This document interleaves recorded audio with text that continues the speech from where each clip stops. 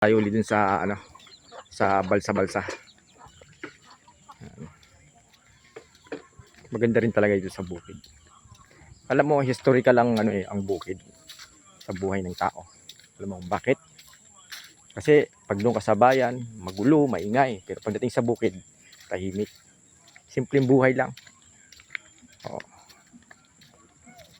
Yan po yung niya, no? Bilog-bilog. Yun. May nagbalsa-balsa.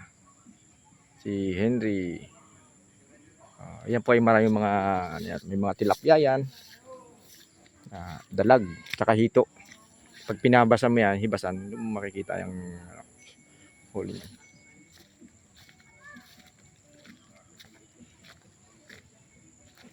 Makikita mo rin doon ang maruyog.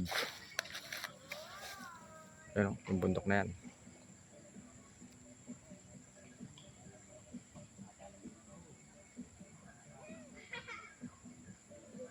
Napakaganda ng kulay ng nyug. Siguro kung idodrone nito sa taas, maganda tignan to.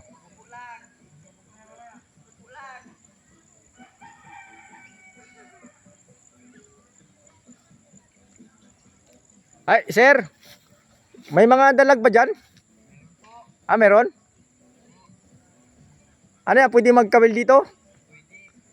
Ang tanong, makahuli kaya? Mas malupit ka pala eh. Kasi yan, balsa-balsa oh. Yung bangka may katig yan, wala lang katig-katig. Yan oh. Simpleng buhay lang. Goods na, happy na rin yung mga yung mga bata. Yan po yung lalaki na yan. Silang mag-asawa, masarap yan sila magluto ng bananakyo. 3 pirasong bananakyo, 10, napakamura. Ano? Balsa-balsa nila yan, yan. Ayun, may dalag oh. Ayun oh. Ganun, hindi natin makita sa camera eh.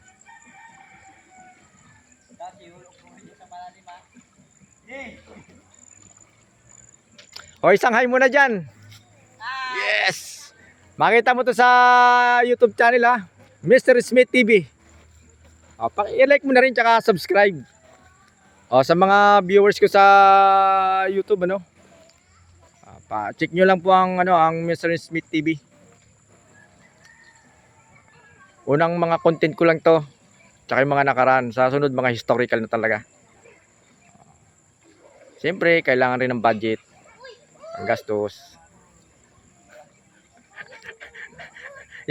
Yan, pag natuwa dyan, sigurado lalangoy talaga dyan.